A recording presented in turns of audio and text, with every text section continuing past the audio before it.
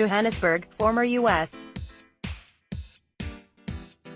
President Barack Obama on Tuesday took aim at strongman politics in his highest-profile speech since leaving office, urging people around the world to respect human rights and other values now under threat in an impassioned address marking the 100th anniversary of anti-apartheid leader Nelson Mandela's birth. While not mentioning his successor, U.S.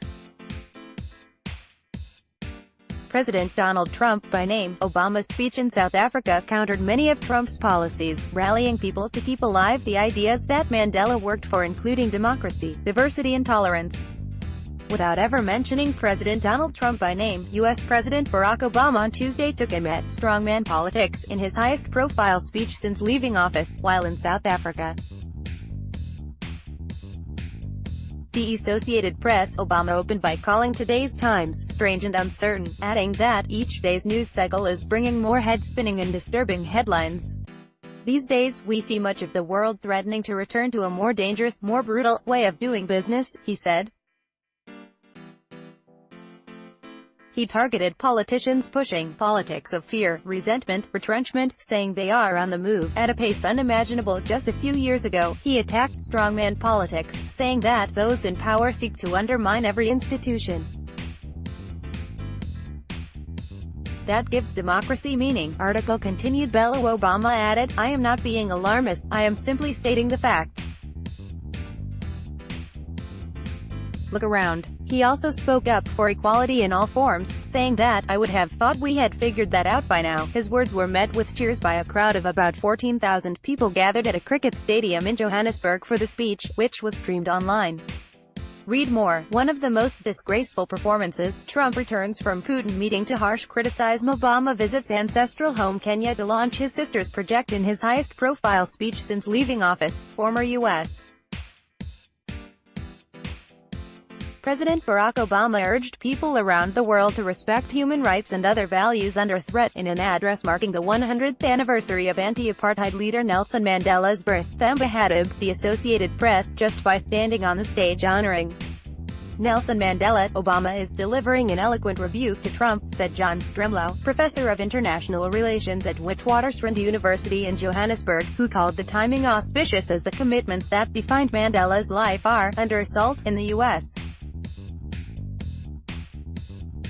and elsewhere. Yesterday we had Trump and Putin standing together, now we are seeing the opposing team, Obama and Mandela. Article continued below. This is Obama's first visit to Africa since leaving office in early 2017.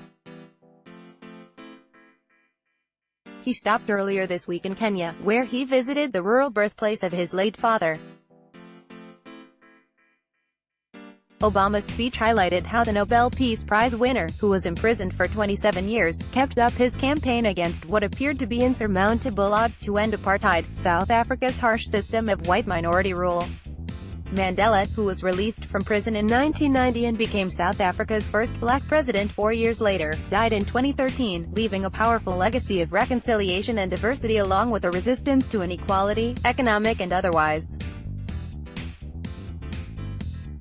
Obama has shied away from public comment on Trump, whose administration has reversed or attacked notable achievements of his predecessor.